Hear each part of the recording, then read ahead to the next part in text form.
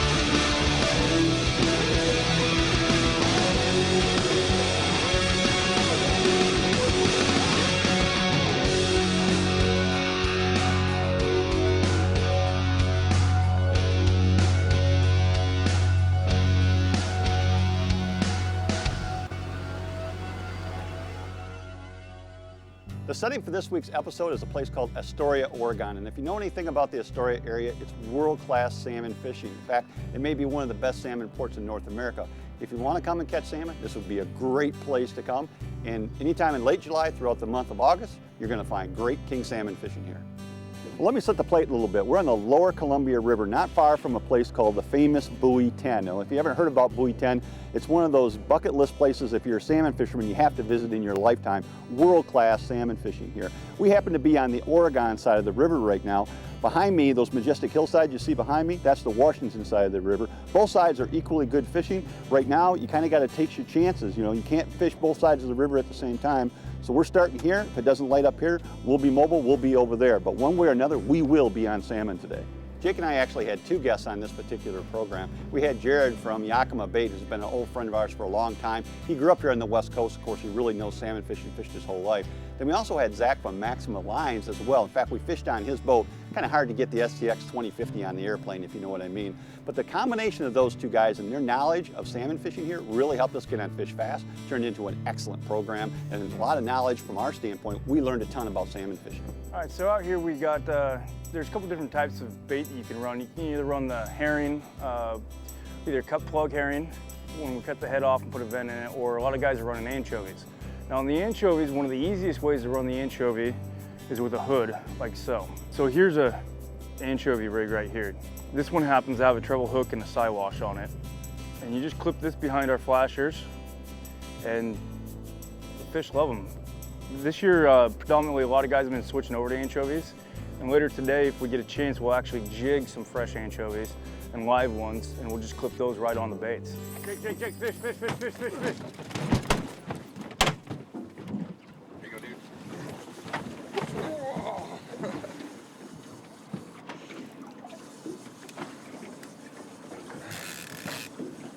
Man, this first hookup of the morning. That's solid. That's a good fish. We're on the Columbia River, and my dad and I were invited by Maxima Fishing Line and Yakima Bait Company to come out here and experience their fishery. Man, I'll come to the back of the boat here. Oh,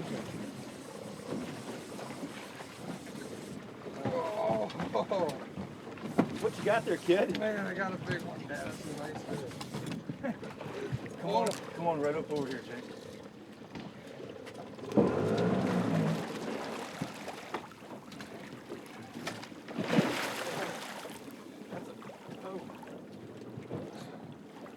Oh, Jake. That's what I'm talking about. You the man, buddy. Little rod pull. Stay tight on him, buddy. Yeah. We're neutral. Work it. Look at that rod. Look at that. That's a Columbia River Chinook, Jake. Say hello to the Columbia River Chinook. Look at that stud. Man. Trying to get you wet. You waited a while for this first bite, though, didn't you? That's a big one. That's a dandy, dude. That is a dandy. Man.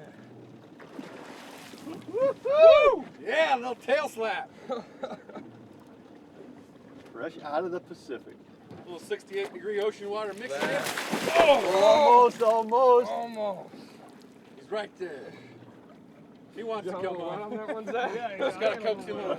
Just gotta coax him home. He's not ready yet. That is amazing. He wants to. That is amazing. Stick that big old pig! All right, Jake. Nice! Yeah. All right, team. That's a fatty too, dude, for your first Columbia River Chinook. That's a fat little dude right there.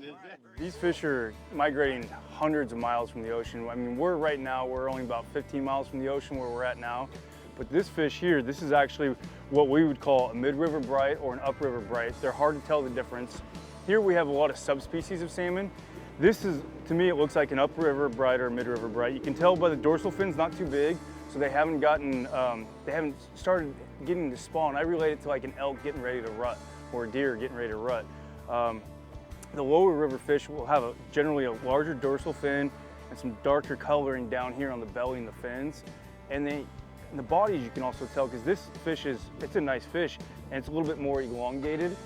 And one of the reasons for that is actually because the upriver bright fish, they had to actually swim up through Salillo Falls, so they needed to be longer and skinnier, more aerodynamic to get up through more of the rapids and the falls, where the lower river fish tend to be a little bit more squattier and a little higher in the back because they don't have to go through some of that. But this is a beautiful fish. This is what you want to target here. It is a wild fish, but right now we can keep wild fish, so this is definitely a great fish to keep. Additional considerations provided by Lorentz Electronics. Find, navigate, dominate. Additional considerations provided by Argo Amphibious ATV, Extreme Terrain Vehicle Solutions.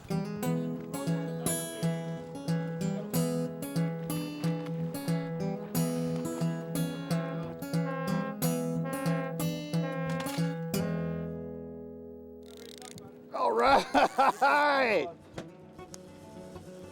Yeah, baby. Man. That didn't take long.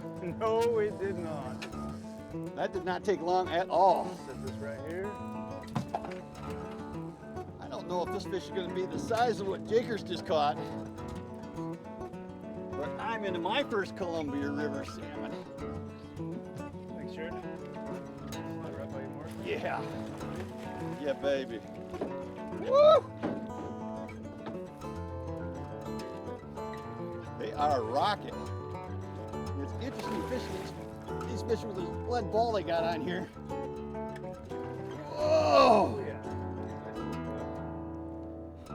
I think the operative word here is little. I don't think this one was nearly as impressive as Jake's, but it sure is impressive to me.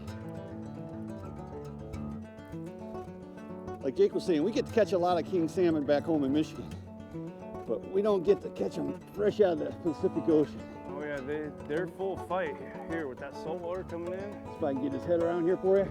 There we go. Yeah, I'll take it. I'll take Nicely it. done. Thank you, Zach. Man, that is awesome. That is awesome. Now, what are we looking at? Are we looking at a wild fish here? This is another wild fish, actually. All right, so we probably don't want to hurt this fish. Well, this is actually a good fish too. Okay, explain. Okay, so one of the things you're looking for is that smaller dorsal fin, coloring of the fish, shape of the fish. Actually, you know what? We have to let this one go. This one's going to be a wild fish that has to be let go. That's fine. I don't mind letting them go. I think that's kind of cool. In fact, I love the biology, and I love the management that you guys do with the fish here. So one of the things, because we have the coho here, Yeah, you look for is spots all the way through the tail. exactly. And this one's not showing too many spots through the tail. I'd like to just possibly not risk this one. Yeah, I don't mind. Absolutely. We're all about live release. That is a very cool thing. Just a quick recap. The first fish, of course, came on cut bait. The second fish came on a mulky spinner. This is one of the Yakima bait favorites here. I'm going to let Jared actually talk about the spinner because he's the guy, the manufacturer behind these things. But right now, it's kind of hard to say what's going to happen. We got 50-50 going here. We got half on tackle, we got half on bait. Fish, fish, fish, fish, fish, Jake, right behind you. Grab it, grab it, grab it, grab it, grab it, grab it, grab it. Pick it up, don't reel that rod. Just reel, hurry, real quick. Yeah, there you go. You know, I'm gonna keep trying to do that interview so you can catch your fish. What's the matter, Jared? Every time I try to do an interview, somebody catches a fish, so I'm gonna continue to do interviews until we limit out the boat. I think that's the best method so far today. It seems to be working, so I think we're gonna continue with that. All right, Jake, come on back, buddy. Yep. Perfect, Mark. Now, Jake. So that kind of explain this to me a little bit. I know we were talking about the tides a little bit earlier. Yeah. So right now we're on an outgoing tide, and what happens is these fish come in with the incoming tide, and then they come up here and they kind of swim around. Some of them go upstream, some of them go back out with this outgoing tide. And generally on an outgoing tide, the fish start feeding. Let's get that one right there. Oh, the quick and easy one? Yeah, that one was nice and easy. So what we have here is the Hatchery Chinook. You can see the big spots here identifying the Chinook, spots through the tail back here, all the way down through the tail. And you can see right here, it doesn't have its adipose fin. So that means it's been clipped in as a hatchery fish. So this is a nice little fish here. This one's gonna be perfect for the barbecue later. But yeah, this is a nice little hatchery Chinook. So one thing that's cool about the Columbia River is they take really good care of their natural resources. Both Oregon and Washington are joint fisheries, so when you fish the Columbia River, one license is good for both sides of the river. What we had to do when I caught that last king is I decided to keep it. I have to mark it on my license. Right here on the license they have an area where you fill out your fish. So Zach, tell me a little bit about how this works and how this helps the fishery. So on your license, we marked it with a 1W, and that stands for, the 1 is for a Chinook, the W meaning it's a wild fish. And then there's a location, which is 212, and as you can actually see behind us, Jake, over here, that's called Tongue Point. Okay. So if you're upstream of Tongue Point, the location is 212. Now if you're downstream of Tongue Point, from Tongue Point to Buoy 10, it's location 211. The states use these different location markers to dictate where the fish are being caught and the impacts on the fish and where their impacts are being allocated at. Very cool. So the one thing you want to make sure if you come and fish the Columbia River is you want to do your research, knowing your locations and being able. The reason why this fishery is so amazing is because they take care of it. Additional considerations provided by Bait Rigs Tackle and by Fishhawk Electronics. Additional considerations provided by the Ultimate Sports Show Tour, Michigan's premier sports shows.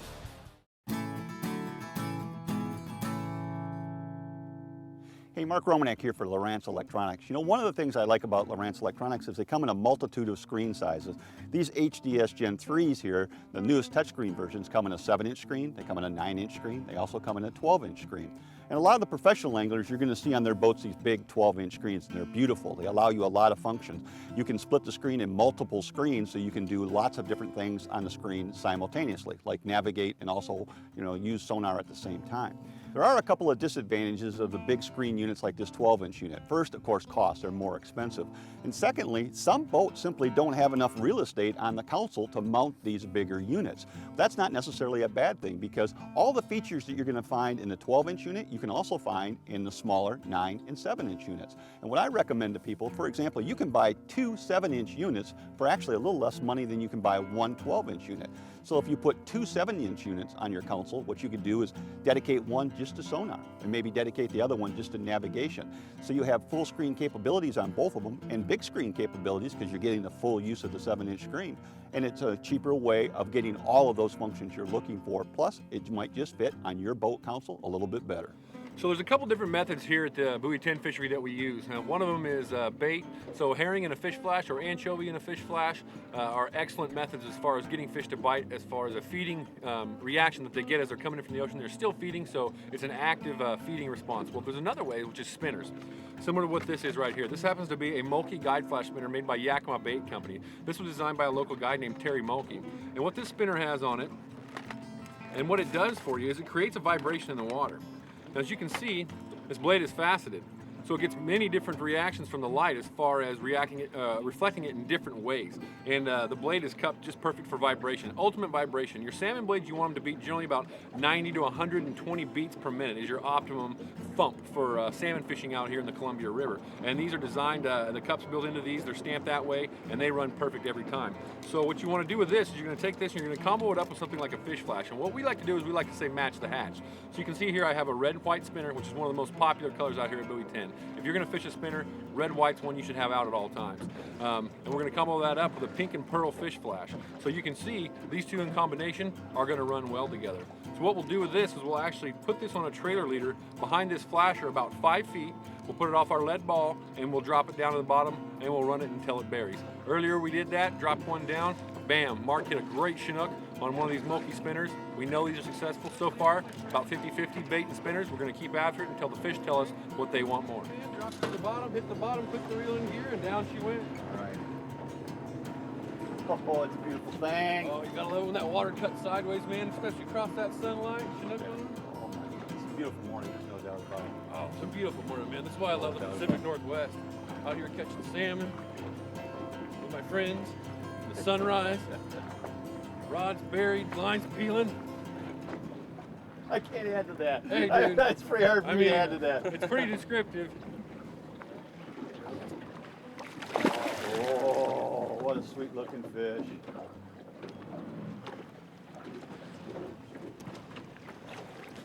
Whoa. They have so much giddy up, it's unbelievable. Oh, so much power, man. Here I am, 350 pounds. This fish is probably 15. It's showing me who's boss.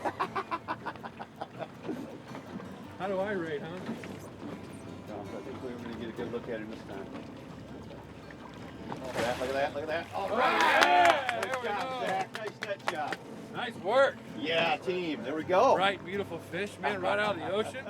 So we just got this bright, beautiful Chinook in the boat, cut plug herring and a fish flash. We dropped it to the bottom. You can see the hook right out of the side of his mouth. These fish will come up and they'll mouth it. You can see his mouth open and close, and they'll chomp on it like that. When that fish turns his head to swim back with that bait, you can see that hook pegs him right in the side of the mouth. Fish in the box, bright, beautiful Columbia River Chinook. We're about ready to bonk this one, get him back down and get another one. So we just got that nice Chinook in the boat, and what we did, a little secret sauce right here, is this bloody tuna oil from Procure. We took this, we jammed this inside the belly of this cut plug herring, dropped it down, leaves that scent trail flowing right through this bait, and that fish picked up on that scent trail and picked up that bait. Bam, rod went down, fish in the box. Procure bloody tuna oil did the trick for us on the last one. We're gonna try it again. You know, our Columbia River trip was exceptional in that we hit very, very good weather. You have to understand something about the upper Northwest. It is an area that has bad weather historically. This time of year, you could be looking at a lot of rain, a lot of wind, a lot of nasty weather. We hit 3 beautiful sunny days, which made it perfect for us, great for filming. But if you're gonna come here to salmon fish, be sure the first thing you pack is your rain gear, because you are probably gonna need it. Yeah! That's what we're talking about right there. Good job, guys. Additional considerations provided by Mustang Survival and by Motor Guide Electric Motors. Additional considerations provided by Eagle Marine Service and by Ontario's Algoma Country. That real. Hi.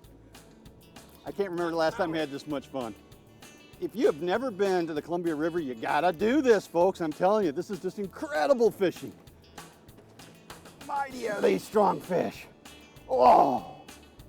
You know, one of the things you gotta keep in mind about the Columbia is that if you come here, you're not gonna have it all to yourself.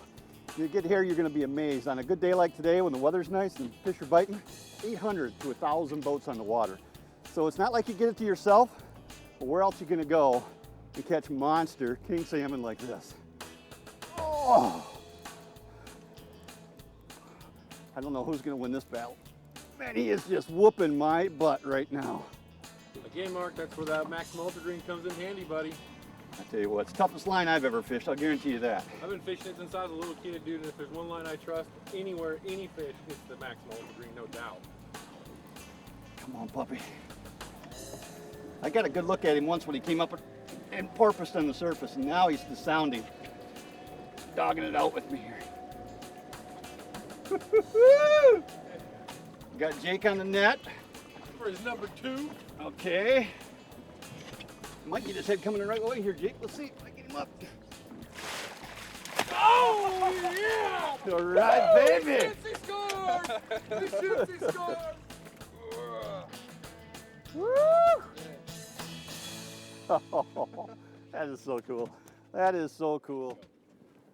Now check that out. Now that's what I'm talking about, king salmon fishing. Hey, we're fishing out of Astoria, Oregon, and I'll tell you what, if you want to check out a place where you're going to have world-class fishing, you definitely want to be here during the month of August. Man, that is beautiful. Let's take a second and talk a little bit about fishing line. Now, Zach, I know that you're strongly favoring monofilament. You got some really good reasons, and I think that my mindset here is that maybe this is better done with braid. And I think we should share both of our opinions and let people at home kind of decide what's best for them. Yeah, definitely. So today on our main line, we're running 40-pound ultra green and 40-pound high vis. They're actually identical line, just one's different color. The reason I I like to run the 40-pound out here is because the current pulls so hard on our divers and our lead, and we're using 16s and 20-ounce leads today. I like to be able to just winch that stuff in without having any worries. We have to run barbless hooks out here, and one of the reasons I like the monofilament is it has the stretch and elasticity when if you do put any slack line on that fish with that barbless hook, the mono, if you give it a little slack, tends to, if it's stretched out, you know, like a rubber band, kind of go back a little bit and keep that tension. Now braid, if you give it slack, it's just completely slack and it allows that hook to kind of slip out, potentially slip out. So, Well, you know what? I saw that yesterday. We actually had that happen. We were fishing braid yesterday, and we did have fish come unbuckle because of the barbless hooks and the braid, and I can see exactly where you're coming from. But a person at home that hasn't done this will find that if you're fishing close to the bottom, a lot of time we are, Yep. that it's a little easier to maintain contact with bottom if you use a braided line because of that low stretch. You have more sensitivity in that Correct. regard. So maybe a good way of looking at this is a beginner might want to start out with braid on this, and then as you develop some skills, maybe evolve towards you doing this with monofilament. yeah, you definitely do that. That's would be a good thing. The other thing I would suggest too is there's some guys that do fish braid out here. They will put 20, 30 feet of mono for a top shot on, just so they can have a little bit of both worlds. So they're building in kind of a shock absorber. is what you're Exactly. saying. That's exactly what they're doing, building in that shock absorber. And if a guy is gonna spool up his main line with braid, what pound test would you recommend, like with an 8-strand braid? I would definitely do 65. You could get away with 50, but 65 would be the way to go. And out here, a lot of guys are also putting mono on first, and then basically backing their braid with mono. Because here, I mean, on the line counters, we're fishing anywhere from 20 to 45 predominantly. So you don't need 300 yards of braid on your reel. Well, that's good news because braid line's expensive stuff these days. Yes. But the good news is it doesn't wear out very fast either. So. Correct. All right, so there you have it. You can go braid, you can go mono. You can't go wrong when you're fishing the lower Columbia for salmon. There you go, Jakey. Oh, There we go. Nicely done. Nicely done. Well, Zach, Jared, I had so much fun fishing with you guys. Thank you for letting my dad and I come out here and share the boat with you. You've been watching Fishing 411. We'll see you right here, same time, same place, next week. Closed captioning is provided by Fishhawk Electronics. Fishing 411 is brought to you by Offshore Tackle, your leaders in trolling technology. Yakima Bait, home of the rooster tail. Maxima Fishing Lines, the best line every time. Evinrude Outboards, introducing the E-Tech G2. Starcraft Marine, America's oldest aluminum fishing boat line. Jay's Sporting Goods, trust in the tradition. Cisco Fishing Systems, fish the finest. Smooth moves, smooth your ride.